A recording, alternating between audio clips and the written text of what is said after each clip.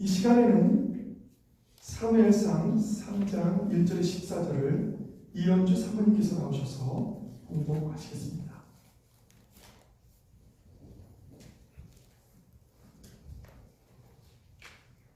아이 사무엘이 엘리 앞에서 여호와를 섬길 때에는 여호와의 말씀이 희귀하여 이상이 흔히 보이지 않았더라. 엘리의 눈이 점점 어두워가서 잘 보지 못하고는 그때에는 그가 자기 처소에 누웠고 하나님의 등불은 아직 꺼지지 아니하였으며 사무엘은 하나님의 궤에 있는 여호와의 전에 안에 누웠더니 여호와께서 사무엘을 부르시는지라.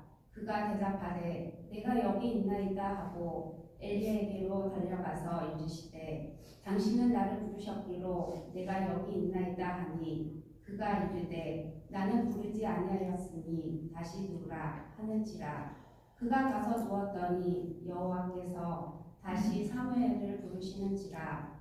사무엘이 일어나 엘리에게로 가서 이르되 당신이 나를 부르셨기로 내가 여기 있나이다 하니 그가 대답하되 내 아들아 내가 부르지 아니하였으니 다시 누우라 하니라. 사무엘이 아직 여호와를 알지 못하고 여호와의 말씀도 아직 그에게 나타나지 아니한 때라. 여호와께서 세 번째 사무엘을 부르시는지라. 그가 일어나 엘리에게로 가서 이르되 당신이 나를 부르셨기로 내가 여기 있나이다 하니 엘리가 여호와께서 이 아이를 부르신 줄을 깨닫고 엘리가 사무엘에게 이르되 가서 누웠다가 그가 너를 부르시거든 너가 말하기를 여호와여 말씀하옵소서 주의 종이 듣겠나이다 하라 하니 이에 사무엘이 가서 자기 처소에 누우니라. 여호와께서 임하여 서서 전과 같이 사무엘아 사무엘아 부르시는지라. 사무엘이 이르되 말씀하옵소서 주의 종이 듣겠나이다 하니 여호와께서 사무엘에게 이르시되 보라 내가 이스라엘 중에 한 일을 행하니 그것을 듣는 자마다 두 귀가 울리리라. 내가 엘리의 집에 대하여 말한 것은 처음부터 끝까지 그날에 그에게 다 이르리라. 내가 그의 집을 영원토록 심판하겠다 하고 그에게 말한 것은 그가 아는 죄악 때문이니 이는 그가 자기의 아들을 저주를 자청하되 금하지 아니하였음이니라. 그러므로 내가 엘리의 집에 대하여 맹세하기를 엘리의 집이 죄악은 제물로나 예물로나 영원히 속죄함을 받지 못하리라 하였노라 하셨더라. 아멘.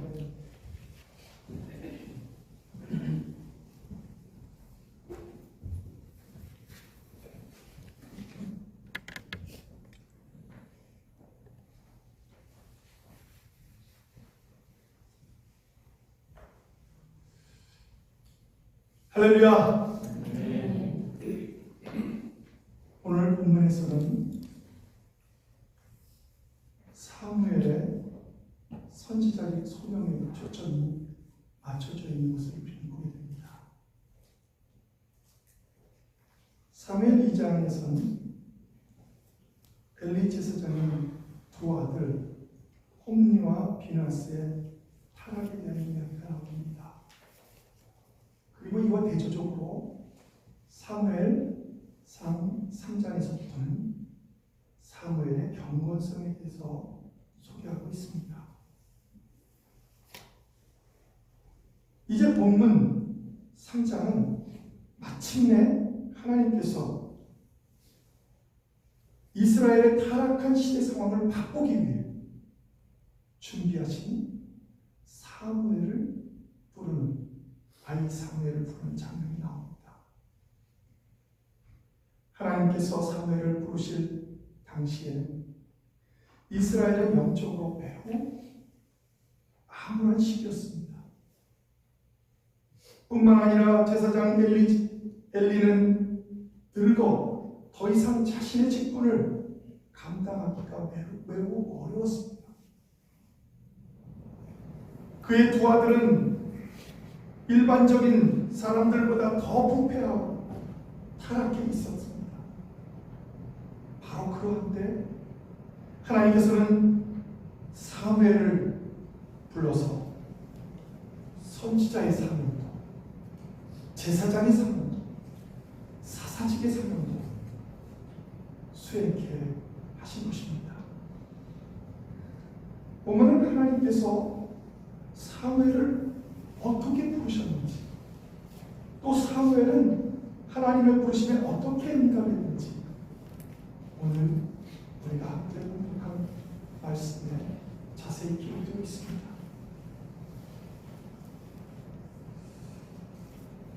오늘 말씀에서 볼 수 있는 것은 당시 사무엘조차도 하나님의 성전에서 자라고 그곳에서 있었던, 저절되고 나서 계속 살아왔던 사무엘, 그조차도 하나님의 음성을 바로 분별하지 못하고 3번씩이나 하나님의 부르시는 음성을 엘리 제사장, 자기가 모시는 엘리 제사장 부르는 줄 알고 달려가는 착각을 일으킬 정도였습니다.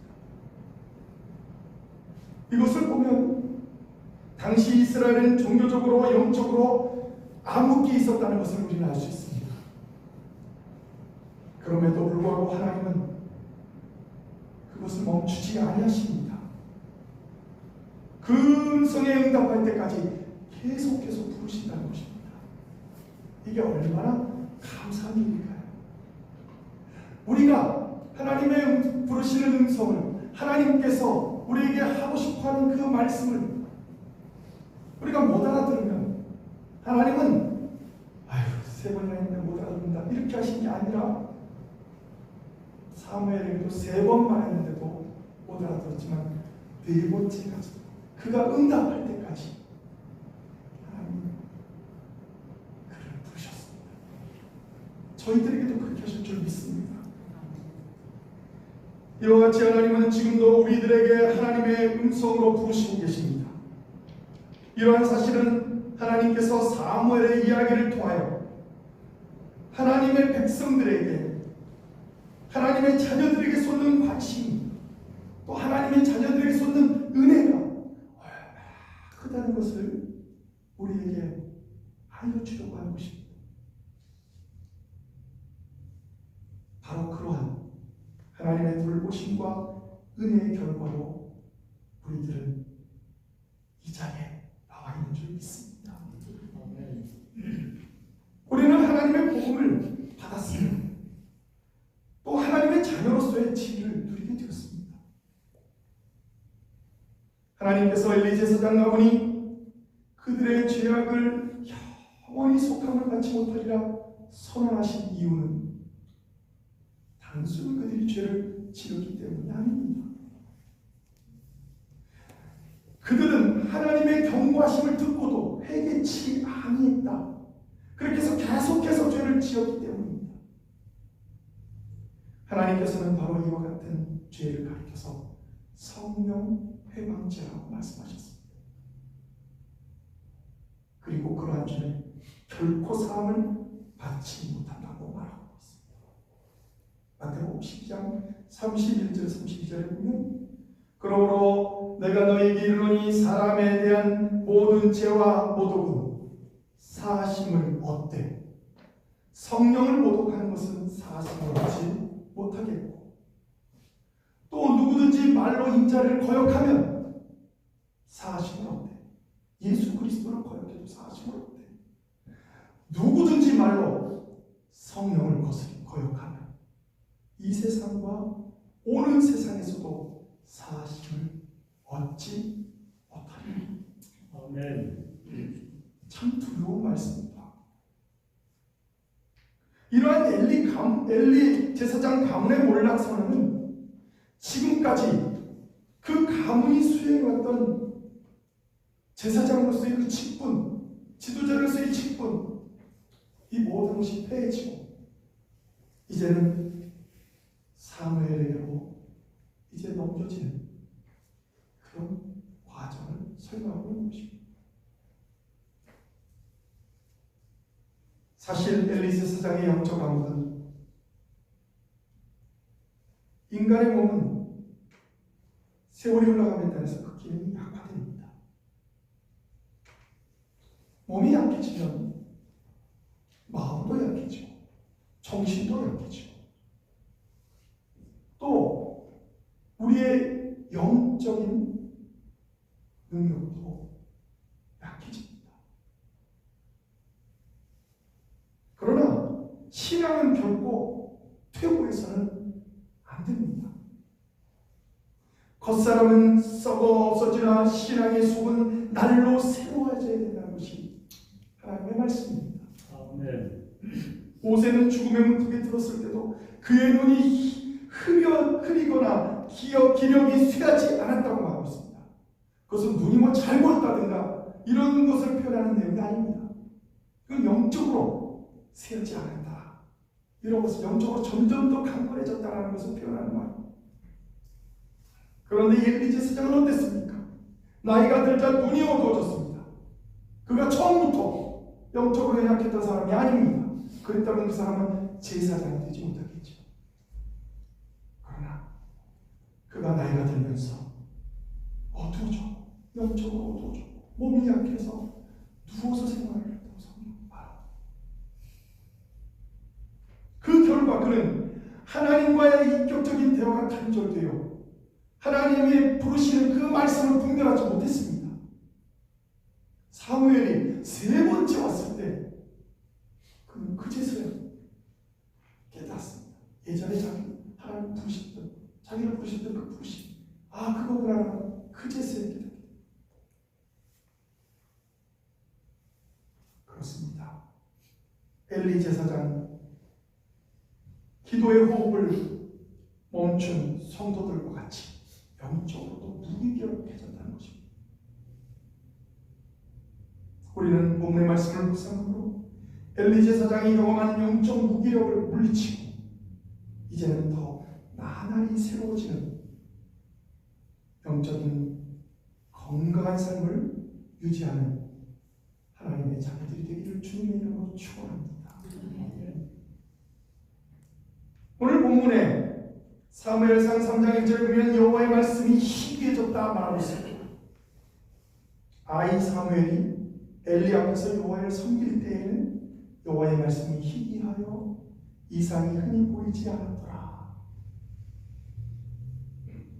아이 사무엘이 엘리의 지도 아래서 하나님을 섬길 때 사무엘은 그의 일생 동안 이스라엘의 사사뿐만 아니라 제사장 직할도 수행했었습니다. 그 사무엘이 사실 성전에서 자라며 하나님과 사람에게 점점 사랑을 받았다고 성경은 말합니다. 그의 성장 과정을 이렇게 기록하고 보면 누가복음에 나와 있는 예수님의 성장 과정과 참 매우 닮았습니다. 그러므로 우리들의 가정은 어린 자녀들에 대한 신앙 교육을 잘 감당해야 합니다. 나도 부모가 안 믿었는데 내가 이렇게 믿고 하나님께 나왔으니 우리 애들도 알아서 믿겠지. 그거는 여러분이 안 믿으면 하나님께서 그들을 알아서 믿게 하십니다. 그런데 여러분이 믿고 있는데 잘못 믿으면 혹은 신앙 교육을 하지 않으면 그들은 절대로 하나님 앞에 온전히 서기가 어렵습니다.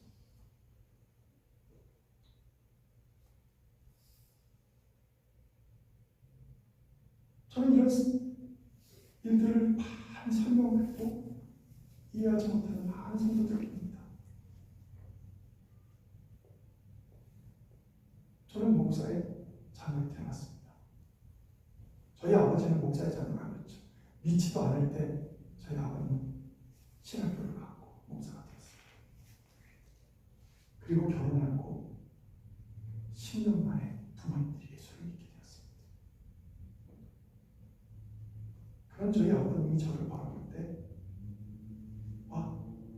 제가 목사의 아들로 자라서 다시 목사가 되고 또 간 과정은 전혀 다르다는 것을 저는 보았습니다.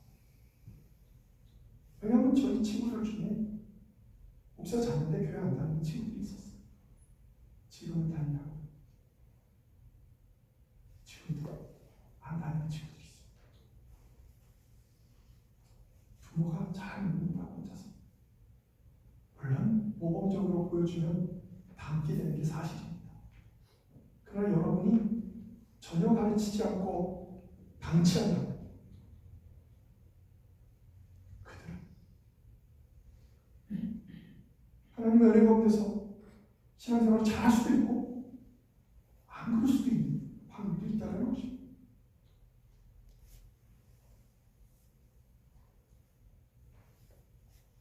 사무엘이 엘리 앞에서 하나님을 섬긴 것처럼 우리들은 우리들의 자녀들이 예수 그리스도 앞에서 예수님의 그 인격을 닮아가도록 부지런히 가르쳐야 합니다.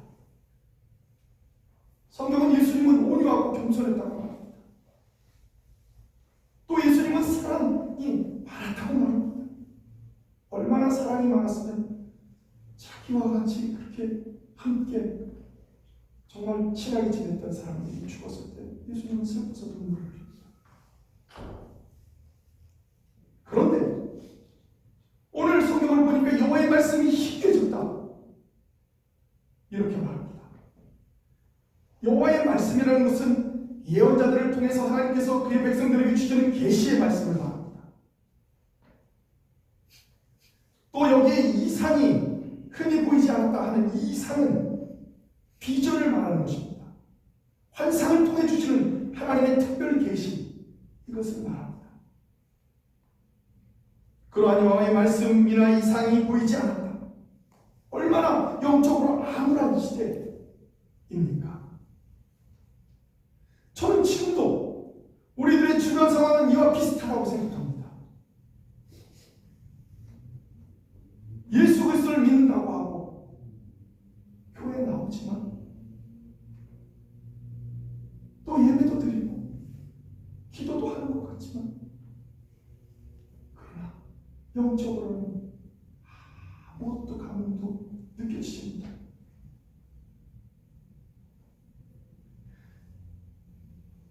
시대가 하나님을 사랑하지 않고 버렸기 때문입니다. 하나님을 사랑하면 영적으로 은혜가 충만합니다. 하나님을 사랑하면 그는 주님 앞에 나와 변화하게 됩니다. 변화하게 됩니다. 그리고 하나님과 함께 교제하기 때문에 우리는 그 하나님의 음성을 들을 수가 있습니다. 사무엘처럼 직접 하나님께서 오셔서 말씀하실 수도 있고, 또 어떤 이들은 야곱처럼 꿈에 나타나서 말씀하실 수도 있고, 요즘은 보편적인 계시로서 하나님이 주신 이 귀한 말씀, 성경 말씀을 읽다가 깨달아질 때 내가 참 지혜로워 이렇게 깨달았어. 이게 아니고 하나님께서 지금 나한테 지금 내가 읽고 있는 이 말씀을 통해서 말씀하고 계시구나. 이렇게 하라고, 이렇게 살아라고.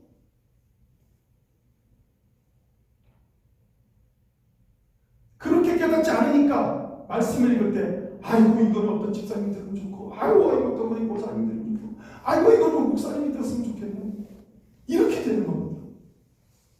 하나님의 말씀, 그 말씀이 하나님이 나에게 주시는 말씀이라고 생각하게 해야 내가 은혜를 받고 내가 변화가 되지. 내가 변화가 돼야 우리 자녀들이 변화가 됩니다.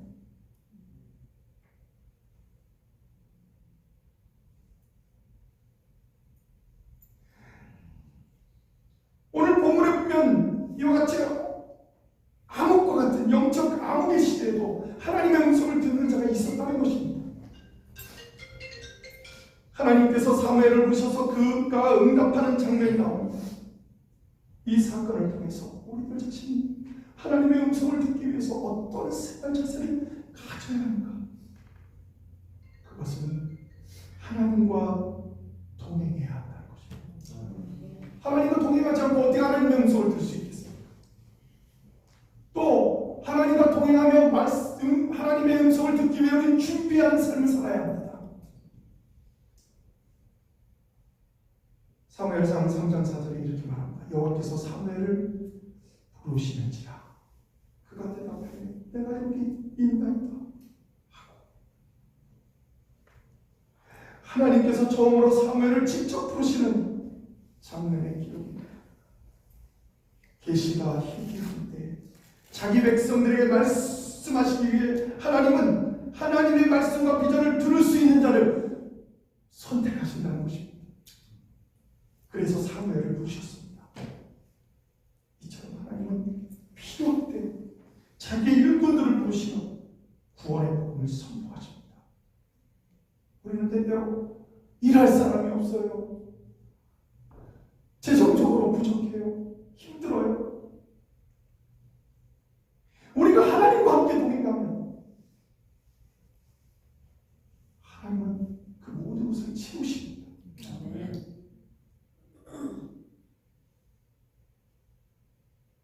물론 어쩌면 주석가들의 말처럼, 성경학자들의 말처럼 사무엘이 처음에 3번 못 알아들은 것은 그가 어린 나이 때문이다 이렇게 말하는 이들도 있고, 또 어떤 이들은 그가 아직 성전에 살아서 하나님의 말씀에 순종하고 제사장을 잘 섬기고 그렇게 살았지만 개인적으로 하나님을 만나는 그런 체험을 하지 못해서 이걸 못 알아들었을 것이다. 그렇습니다. 열심히 교회 나오고 지식적으로 배워도 정말 우리가 성령 충만함을 경험하지 못하고 살아간다면 우리는 하나님, 예수님이 성령, 그 삼위일체하는 우리와 연관이 있다는 사실을 잊어버리고 살아갑니다.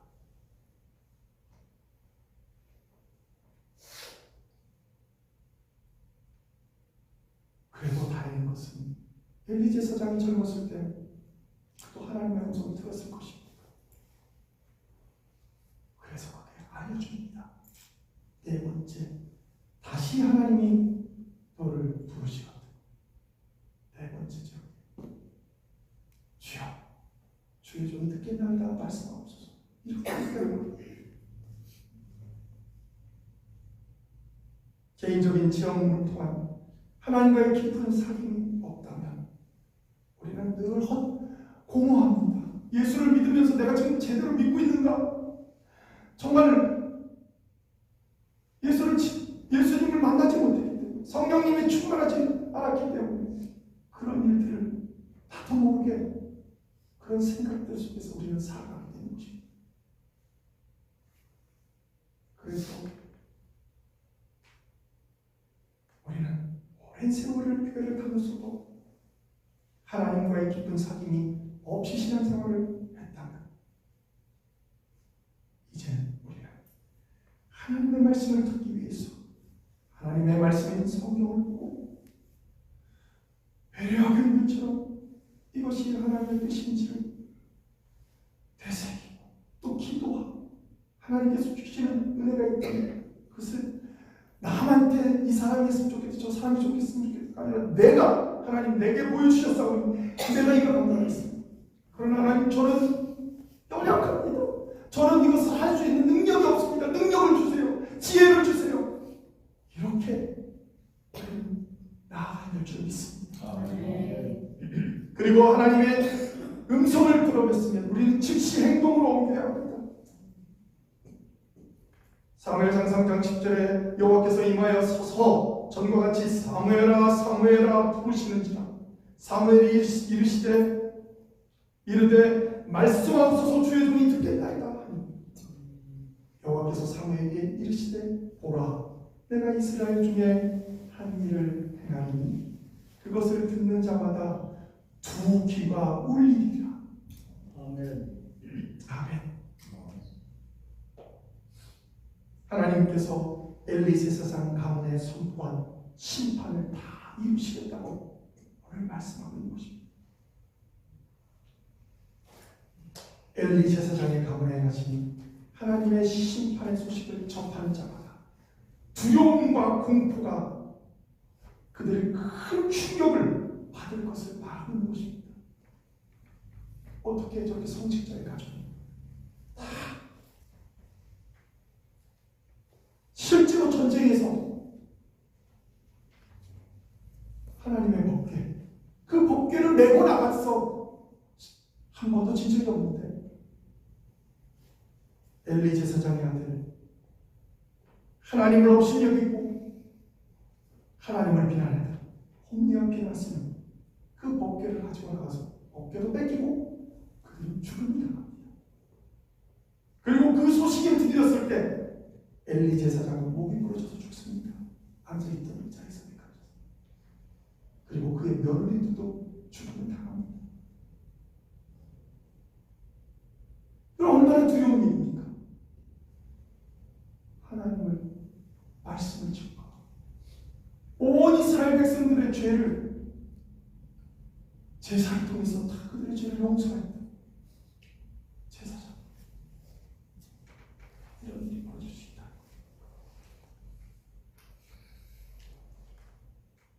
그러나 우리는 감사한 것은 하나님의 예수 그리스도의 부활의 복음을 듣기만 해도 우리는 기쁨과 환희가 넘칩니다.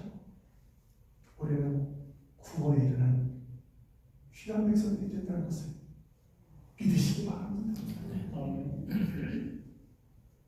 그렇습니다. 하나님의 말씀은 일정이기도 변하지 않는다. 다 이렇게라 이렇게 성경 말합니다.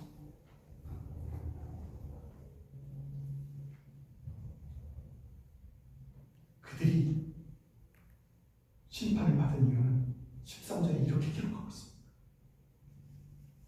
내가 그의 집을 영원토록 심판하겠다고 그에게 말한 것은 그가 아는 죄악 때문이다. 이게 무슨 말이냐면 내가 아는 죄악이라는 것은 그것을 고치지 않았다는 거예요.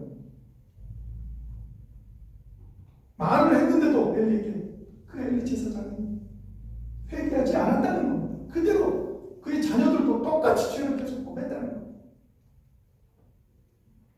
그래서 이는 그가 그의 아들들이 저주를 자청하되 금하지 아니하였습니다. 그 자녀들이 잘못하는 것을 엘리 제사장이 알았어요. 근데도 그 자녀들에 대해서 아무런 말도 하지 않았다는 얘기입니다. 여기 저주를 자청하되 이 말은 하나님을 모독하되 그 자녀들이 하나님을 모독하는 일들을 막했습니다. 하나님께 제사 드리는 것 중에 하나님께 드려야 될 것 중에 가장 좋은 것을 빼어서 자기가 취. 물론 엘리 제사장의 자녀들도 제사장이었습니다. 제사장의 자녀들은 제사장이 계속 됐던 것이 그때 당시에 내려오는 그런 어떤 관이었기 때문에 그들은 하나님 없는 것처럼 살았습니다. 그래서 엘리 제사장의 집안에 대한 심판은 돌이킬 수 없는 것입니다. 오늘 14절 마지막 절에 이렇게 말합니다. 그러므로 내가 엘리의 집에 대하여 맹세하기를 엘리 집의 죄악은 죄물로나 예물로나 영원히 속지 않을 받지 못하리라 하셨더라. 제물이나 제물은 피 흘림이 있는 희생 제사로 예물은 피 흘림이 없는 제사입니다. 그런데 엘리 제사장의 아들들은 이런 제사 자체를 모독하는 죄를 범하고 있기 때문에 그 제사로서는 그들을 용서할 길이 없었습니다. 이것은 오늘날 우리들의 죄를 구속하신 그리스도의 십자가의 보혈을 모독하고 성령을 회방하는 자는 용서받을 길이 없다는 것을 말하는 것입니다.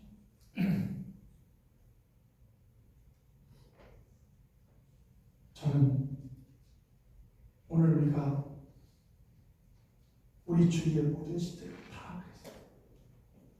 하나님의 이상과 각동이 귀하고 없는 시대에 우리가 살고 있다 할지라도 하나님의 온전한 교제를 통해서 우리는 하나님의 음성을 듣고 회개하는 온전히 주님과 교제하는 성도가 되기를 간절히 원합니다. 언제라도 시대와 환경이 문제가 아닙니다. 시대를 탓하는 사람들도 많고 내가 살아온 우리 집의 환경이 그렇다고 그런 사람들도 많습니다. 그러나 실제로 가장 중요한 것은 각자의 영적 자세, 어떤 자세를 가지고 하나님을 대하는가, 여기에 달려있다는 것을 우리는 엘리 제사장의 가문 홈리와 그의 아들들 홈리와 비나스를 통해서 우리는 알게 됩니다. 기도하겠습니다.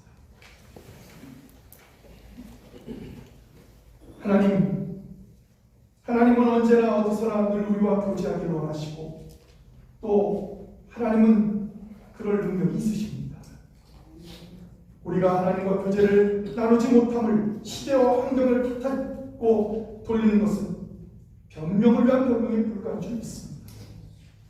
그러므로 우리가 이 시간 주의로부터 하나님의 음성을 듣지 못하거나 아니면 하나님의 말씀에 감동을 받지 못한다면 하나님을 원망하기보다 하나님을 비난하기보다는 먼저 우리 자신을 돌아보게 하시고 우리가 지었던 죄를 회개하고 하나님과의 온전한 관계를 회복하여 하나님의 음성을 듣고 그 음성에 순종하여 나가는 복된 성도들이 되게 하여 주시옵소서.